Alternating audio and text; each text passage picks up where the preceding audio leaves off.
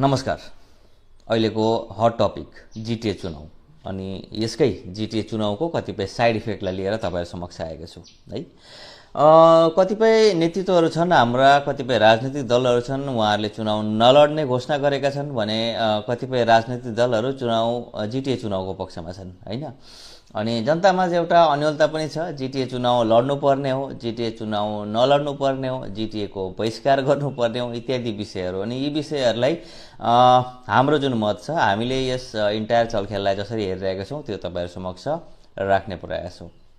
सबैभन्दा पहिला त एउटा विषयमा आउँ। जिटिए ले जनाकांक्षा पूरा गर्दैन, स्पष्ट छ। जनताको माग जिटिए हुँदै होइन। विगतमा डिजिएसी ल्याएर जनताको मागलाई दबाइयो, अहिले जिटिए ल्याएर जनताको मागलाई दबाइयो। ठिकै छ, मैले त्यो कुरा माने अनि त्यो कुरा एकदम 100% सही हो।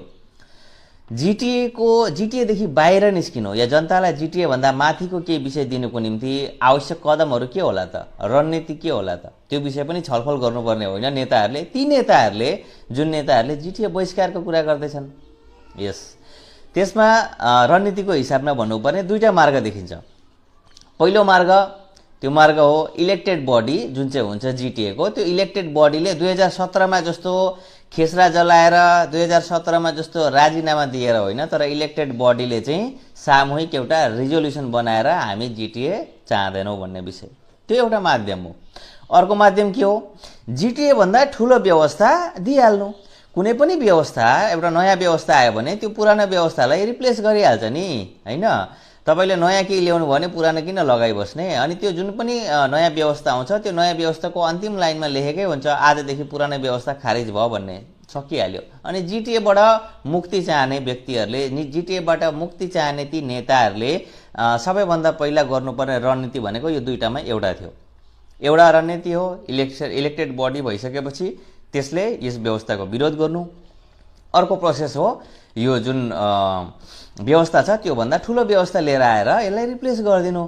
अनि दुवै विषयमा असफल नेतृत्वहरू जो छन्, अनि ती नेतृत्वहरूले हिजोआज चुनाव बहिष्कार र पोस्टर टाल्ने, जेरोक्स कपीहरूलाई जलाउने जुन एउटा नाटकीय कार्यहरू गर्दैछन्, जनताले हाँस्नु बाहेक यसमा अब खासै अरु कुनै प्रतिक्रिया दिनुपर्ने जस्तो लाग्दैन मलाई। त्यसबाहेक अब अहिलेको जुन अवस्था आएको छ, हामीले एक नम्बर विषय त भनिहाल्यौं, इलेक्टेड बडीले यसलाई खारिज गर्ने प्रस्ताव निकाल्ने। अहिले इलेक्टेड बडी छैन, त्यसले गर्दा त्यो माध्यम बन्द भयो।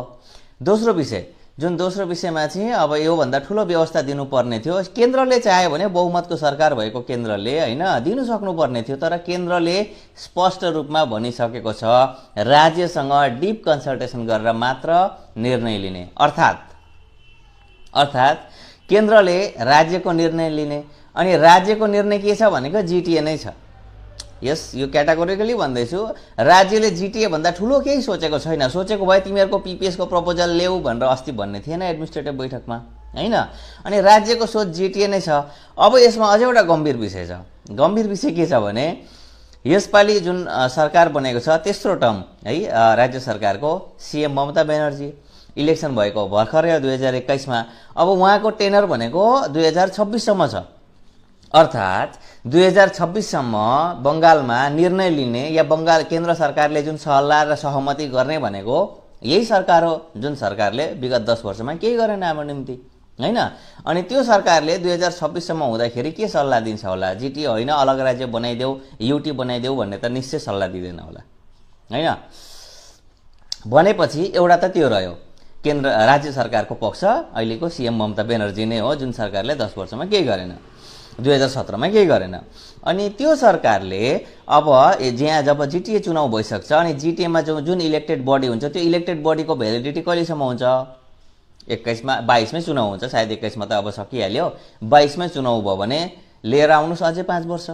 अर्थात यो बंगाल सरकारको टेनर र यहाँ जिटिए को टेनर सक्दा ओर्दासम्म जुन निर्णय लिनुपर्ने थियो या जुन निर्णयको निम्ति सल्लाह गर्नुपर्ने हुन्छ त्यो सल्लाह गर्न सजिलो छ होला केन्द्र सरकारलाई, आफै विचार गर्नुहोस् हैन। अनि यस्तो अवस्था यदि छ भने सबैभन्दा सजिलो उपाय हो केन्द्रमा बहुमतमा रहेको केन्द्र सरकारले जिटिए चुनाव भन्दा अगाडि नै केही गर्नुको निम्ति। तर अफसोसको कुरा भने बीजेपी जुन पार्टी छ जसले चुनावको समयमा विभिन्न आश्वासन दिइरहेको छ, केवल आफ्नो बीजेपी पार्टीको मेनिफेस्टोमा लेखेको हुन्छ नि, हामीले गोर्खाको समस्याको समाधान हामीले मात्र गर्न सक्छौँ, बङ्गाल सरकारले सक्दैन भन्ने बीजेपी अनि बीजेपीको केन्द्र सरकारमा रहेको। त्यसबेला सिंगल ह्यान्डेडली मेनिफेस्टो जारी गर्न सक्ने बीजेपीले जति बेला काम गर्नुपर्छ त्यति बेला बङ्गाल सरकारसँग कन्सल्टेसन गरेर पीपीएसको कुरा गर्छ। चुनावको बेलामा भोट माग्ने बेलामा बङ्गाल सरकारसँग सल्लाह गर्छु अनि पीपीएस दिन्छु भनेर लेखेको थियो मेनिफेस्टोमा, तपाईहरुलाई याद छ? थिएन नि। त्यति बेला हामी मात्र गर्न सक्छौँ भन्ने यिनीहरू थिए। त्यति बेला बीजेपीले पीपीएस भनेको गोर्खाल्यान्डै दिन खोजेको हो भनेर भन्ने पनि यी नेताहरू थिए। अनि गोर्खाल्यान्डै दिने या युटी नै दिने हो भने बङ्गाललाई किन पर्खिरहनु, त्यो पनि अब ढाँट्ने विषय थियो। अनि यो ढाँट्दा आज जुन ठाउँमा पुग्यो, अब यो ढाँट्ने जुन बीजेपी दलले ढाँट्दै हामीलाई यहाँसम्म लिएर आएको छ। हामीलाई भन्दा छिटो समस्या चाहिँ गठबन्धनका ती नेताहरूलाई हुन्छ जुन नेताहरूले चाहिँ पीपीएस भनेको गोर्खाल्यान्डै भनेका थिए। यस, यदि पीपीएस भनेको गोर्खाल्यान्डै हो भने अहिलेसम्म किन भएको छैन? किन ट्राइपार्टाइट टक यति आवश्यक छ? किन राजु विष्टले पनि पटक पटक विज्ञप्ति दिँदाखेरि बङ्गाल सरकारले भागीदारी दियोस् भन्छ? किन बङ्गाल सरकारको ओपिनियन म्याटर गरिरहेको छ गृहमन्त्रीलाई? डेफिनेटली यो अलग राज्यको विषय त होइन, बङ्गालदेखि बाहिरको विषय होइन, बङ्गालभित्रकै कुरा। अनि यदि बङ्गालभित्रकै कुरा हो भने पनि गठबन्धनका यी दलहरूको अब सबैभन्दा नाजुक स्थिति आउन आँटेको छ। यस नाजुक स्थिति भनेको जुनैले ट्राइपार्टाइट टकमा तथाकथित स्टेक होल्डर भइरहेका छन् नि, त्यो अस्तित्व पनि हराउँछ। सुन्नुहोस्, जब त्रिपक्षीय वार्ताको कुरा गरिन्छ, त्रिपक्षीय वार्ताको तीनटा पक्ष के हो? एउटा हो केन्द्र सरकार, एउटा हो राज्य सरकार, एउटा हो स्थानीय जुन व्यवस्था छ त्यसको इलेक्टेड बडी। अर्थात् भोलिको दिनमा जिटिए इलेक्सन हुन्छ र जिटिए इलेक्सनमा जुन इलेक्टेड बडी हुन्छ, त्रिपक्षीय वार्तामा त त्यो प्रतिनिधिहरू जान्छ नि। त्रिपक्षीय वार्तामा कहाँको यहाँको एमपी र एमएलए त्यो ह्यान्डफुल अफ त्यो व्यक्तिहरू जान्छ। बीजेपीको यो मिटिङ होइन नि। यहाँ जब व्यवस्था र त्रिपक्षीय वार्ताको कुरा हुन्छ, इलेक्टेड बडी नहुँदा अहिले जेसुकै गरोस् मन परी, अनि जुन यो त्रिपक्षीय वार्ता भनेर तथाकथित एउटा नाटक र ढोङ चल्दैछ त्यो समाप्त हुन्छ। गठबन्धनको त बाँकी कुरा छोडिदिनुहोस्, त्रिपक्षीय वार्ता एटेन्ड गर्ने हैसियतसम्म हराउँछ। अनि 5 वर्षको निम्ति है त्यो फेरि, किन बङ्गाल सरकार यता छ, यता जिटिएमा इलेक्टेड बडी छ। अनि त्यस्तो अवस्थामा यो गठबन्धनको मायालाग्दो अवस्था कसरी हेर्ने हामीले? त्यसैको निम्ति त भन्दैछु, यो विन्टर सेसन आउन आँटेको छ नोभेम्बर एन्डमा, उहाँहरूले दबाउ दिएर कसरी हुन्छ? जिटिए भन्दा माथिल्लो एउटा कुनै व्यवस्थाको होइन, हामी त चाहन्छौँ छुट्टै राज्य होइन, हामी चाहन्छौँ युनियन टेरिटरी, तर त्यहाँभन्दा माथिको है यो जिटिए भन्दा माथिको कुनै पनि व्यवस्थाको निम्ति पहल गर्नुपर्ने समय भनेको अहिले हो। अन्यथा जिटिएको चुनाव भइदियो भने यो गठबन्धनको अवस्था झन् खराब हुन्छ। अनि त्यसको निम्ति दोष अरू कसैको होइन, यो गठबन्धनको जुन ढाँट्ने प्रवृत्ति छ, गठबन्धनले जनतालाई लट्याएर अझै हामी राजनीतिको जुन एउटा हुन्छ नि कमाई रोटी सेकिबस्छौँ भन्ने जुन चाहिँ सोच छ त्यसलाई दोष दिनुपर्छ। अनि बिजेपीले ढाँट्ने काम चाहिँ जनतालाई भन्दा बेसी यही गठबन्धनलाई ढाँट्दैछ। अनि त्यो चिजको जति छिटो उहाँहरूले बुझ्यो त्यति असल, नत्र भने जनतालाई मुख देखाइसक्नु रहँदैन यिनीहरूको। ट्राइपार्टाइट टकको भने त स्टेक होल्डरको हैसियतसम्म उहाँहरूको हराउँछ। अनि त्यस्तो जुन चाहिँ अवस्था छ त्यो अवस्था नै नआओस् भनेर निम्ति नै हामीले धेरै दिन अघिदेखि अवगत गराइरहेका छौँ। हामी वास्तवमा दुश्मन होइन नि, हामीले उहाँहरूलाई बाटो नै देखाइरहेका छौँ कि ढिलो हुँदैछ। अनि यो ढिलो जति हुन्छ तपाईँहरूलाई अवस्था खराब हुन्छ, तपाईँहरूकै अवस्था बन्ने। अझै अर्को विषयमा हौ, त्यो के हो भने जिटिए चुनाव गरेर नआवश्यक छ त, जिटिए बहिष्कार गरेको हामी चुप्प लागेर बस्दा भएन भन्ने विषय जुन चाहिँ छ नि है कतिजना नेताहरूको, त्यो विषयमा पनि अब अलिकति भन्नुहोस् लाग्छ। ठिकै छ, जिटिए यस्तो हो नि, कुनै पनि ठाउँमा सरकारले डाइरेक्टली तपाईँको गोजीमा सहुलियत दिन्छ? दिँदैन नि होइन। यस्तो हुन्छ, तपाईँ र हामीले प्रत्येक विषय जहाँ हामीले किनबेच गर्दैछौँ, जे पनि गर्दैछौँ, ट्याक्स तिर्दैछौँ। ट्याक्स भनेको इन्कम ट्याक्स मात्र होइन नि। मैले यो भिडियो रेकर्ड गर्दैछु नि, यो मोबाइल जुन चाहिँ किनेको छु, त्यो मोबाइल किन्दाखेरि पनि इन्क्लुजिभ अफ अल ट्याक्सेस भनेर लेखेको थियो बक्समा। मैले ट्याक्स तिरेको छु मोबाइल किन्दा पनि। मैले यो मोबाइलमा जब रिचार्ज गर्छु नि एभ्री मन्थ, त्यो रिचार्ज गर्दाखेरि पनि मैले ट्याक्स तिरेको छु यो मोबाइलमा होइन, खर्च गरेको छु नि, सरकारलाई ट्याक्स तिरेको छु। मोबाइलमा ब्याट्री सकिन्छ कि एभ्रीडे बेलुका, अन्त त्यति बेला फेरि यसलाई जुन चाहिँ चार्जमा लाउँछु इलेक्ट्रिसिटीमा होइन, त्यो इलेक्ट्रिसिटीको बिल आउँदाखेरि ख्याल गर्नु होला, त्यहाँ पनि मैले ट्याक्स तिरेको छु सरकारलाई होइन। अरू कुरा छोडिदिनुहोस्, हामी गाडी किन्यौँ, बाइक किन्यौँ होइन, त्यो गाडी बाइक किन्दाखेरि पनि ट्याक्स तिर्छौँ, रोड ट्याक्स पनि तिर्छौँ। अनि पेट्रोल किन्छौँ, पेट्रोलमा पनि ट्याक्स तिर्छौँ। टोलमा जब पार हुन्छ त्यति बेला टोल ट्याक्स पनि तिर्छौँ होइन, सर्भिसिङ गराउँदा पनि ट्याक्स तिर्छौँ। अनि यो ट्याक्सको सिलसिला सकेको छैन नि, प्रत्येक दिन हेर्नुहोस् तपाईँले 1000 त किसिमले ट्याक्स तिर्नुहुन्छ। तपाईँ रेस्टुरेन्टमा खाना खान जानुहोस्, त्यहाँ तपाईँले ट्याक्स तिर्नु हुँदैछ होइन। तपाईँले गाडी कहीँ पार्क गर्नुहोस्, त्यहाँ तपाईँले ट्याक्स तिर्नु हुँदैछ होइन। तपाईँले होइन रेस्टुरेन्टमा खाँदिनँ म घरमा त घरमै सामान किनेर ल्याएर पकाएर खान्छु भन्नुहोस्, त्यसमा पनि दाल चामल नुन तेल सबैमा जिएसटी लागेको हुन्छ, ट्याक्स तपाईँले त्यहाँ पनि तिर्नु भएको छ। अन्त यतिको ट्याक्स तिरिसकेपछि तपाईँलाई यो ट्याक्सको सहुलियत सरकारले कसरी दिन्छ? शिक्षा, स्वास्थ्य, सडक, पानी होइन, यस्ता सब सुविधाहरू सरकारले जुन चाहिँ फ्रीमा उपलब्ध गराउनु पर्ने हुन्छ त्यो तपाईँको पाउनुपर्ने अधिकार हो। तपाईँले ट्याक्स चाहिँ तिरिरहनु भएको छ। अब हाम्रो नेताहरू 2-4 मूर्ख नेताहरू के गर्दैछन् भने ट्याक्स चाहिँ रोक्नु सक्दैन, तपाईँ र हामीले ट्याक्स चाहिँ तिर्नुपर्ने अरे हाम्रो यो जिटिए क्षेत्रबाट, तर तपाईँ र हामीले पाउनुपर्ने सहुलियत जुन चाहिँ पैसा आउँछ त्यो पैसा चाहिँ हामीले बहिष्कार गर्नुपर्ने। किनभने यो नेताहरू चौकीमा छैन नि त अहिले। यो नेताहरू चौकीमा भए चाहिँ भ्रष्टाचार गर्नु पाउँथे होइन। भ्रष्टाचार गर्दाखेरि सबै ठिकै थियो। डिजिएससी जति बेला चलाइरहेको थिए, कुर्सीमा थिए, त्यति बेला त्यो पैसा आउँथ्यो, पैसामा इन्जोय गरिरहेका थिए, ठिकै थियो त्यो। जिटिएमा जति बेला बसिरहेका थिए यी नेताहरू, त्यति बेला पैसा आउँथ्यो, सरकारले तपाईँ र हाम्रो पैसा र तपाईँ र हाम्रो अधिकार हामीलाई पठाउँथ्यो अनि त्यो पैसामा भ्रष्टाचार गर्थे ती नेताहरू, ठिकै थिए त्यति बेला। जिटिए चुनाव हुनुपर्छ, जिटिएमा म बसिनँ भने बङ्गालले चलाउँछ, म त यो जिटिए फेरि त्यागेर म अर्को भुल गर्दिनँ भन्ने यी नेताहरू आज जिटिए बहिष्कार गर्छु भन्छन् चुनावको। किनभने उनीहरू त्यो डाडु कुनै चलाउने अवस्थामा छैनन्। कुरा त्यति नै हो। अनि विगतमा हामीले भन्यौँ नि जिटिए व्यवस्था फेल भयो। व्यवस्था कहिले फेल हुँदैन। व्यवस्था भनेको त गाडी जस्तो, एउटा गाडी छ, गाडी कहीँ फेल हुन्छ, ड्राइभर फेल हुन्छ। देखिए एक बार क्या है कि अभी का देखिए डीजीएससी हुआ, उससे भी अच्छा से चला नहीं पाया। जीटीए हुआ, वो भी अच्छा से नहीं चला पाया। एउटा गाडी आफै कुद्छ, आफै दाहिने देब्रे कुद्छ, कुद्दैन नि। त्यो गाडी चलाउने मान्छे ढङ्गको भएन या मातेर कुदायो भने एक्सिडेन्ट गर्छ। अनि त्यही चिज भएको। डिजिएससी चलाउन जानेन, पैसा आएको हो, सरकारले तपाईँ र हाम्रो ट्याक्सको पैसा पठाएको काम गर्नको निम्ति। जिटिए तपाईँ र हाम्रो ट्याक्सको पैसा सरकारले पठाइदिएको, हजार करोड पठाएको। अनि त्यो हजार करोडमा घोटाला गर्ने यी नेताहरू उनीहरूले चलाउन नजानेको। उनीहरूले अरे ठुल्ठुलो कुरा छोडिदिनुहोस्, नाथे 2 करोडको योजना बनाउन नसकेर त्यो रिलिफ फन्डको पैसा अड्किरहेको छ।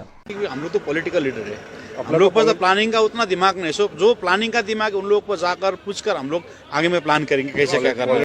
छोडिदिनुहोस् न। हिजो अस्तिको जुन एडमिनिस्ट्रेटिभ बैठक हो त्यसमा हामी अहिलेसम्म शिक्षा, स्वास्थ्य, बिजुली, पानी है त्यसको कुराहरूमा बहस गरिरहेका छौँ। अनि यत्रो हजार करोडको पैसा कहाँ गयो? नेताको घर बन्यो, नेताको गाडी किन्यो, नेताले 2-4 बिहा गर्यो, त्यसमै त खर्च भइरहेको छ। अनि यो संस्कार र यो संस्कृति हाम्रो समस्या हो।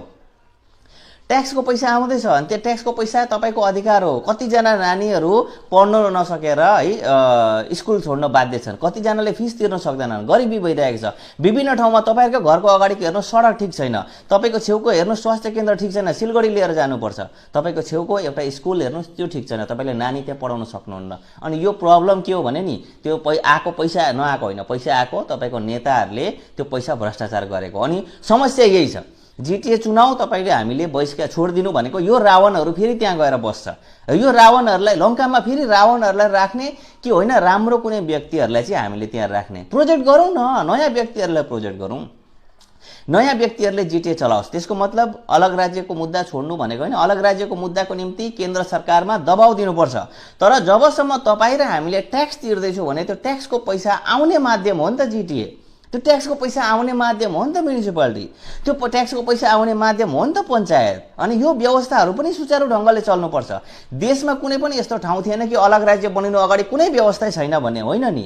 तपाईँ र हामीले ट्याक्स तिर्दैछौँ, त्यो ट्याक्सको अगेन्स्टमा तपाईँ र हामीले विकासका योजनाहरूको निम्ति सरकारबाट पैसा र सहुलियत पाउनै पर्छ। अनि त्यो पैसा र सहुलियत आउने माध्यम यो हो। अनि त्यसमा हामीले रावणहरूलाई बाटो छोडिदिने हामी बरु विभूषणलाई राख्छौँ, तर त्यो चुनाव लड्नुपर्छ अनि त्यो चुनावमा सहभागिता हुनुपर्छ, त्यो हाम्रो अडान हो।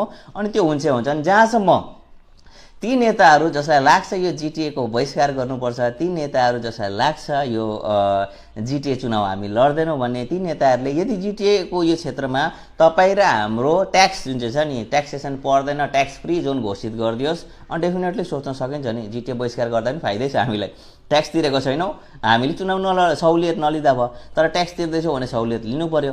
अनि जहाँसम्म जिटिए व्यवस्थाले जनआकाङ्क्षा पुरा गर्दैन भनेपछि दुईवटा काम गर्नुपर्छ त्यहाँ पनि। एउटा हो इलेक्टेड बडीले है रिजोल्युसन पास गरोस्, यहाँ त इलेक्टेड बडी नै छैन, इलेक्सन त्यहाँ पनि जानु पर्यो।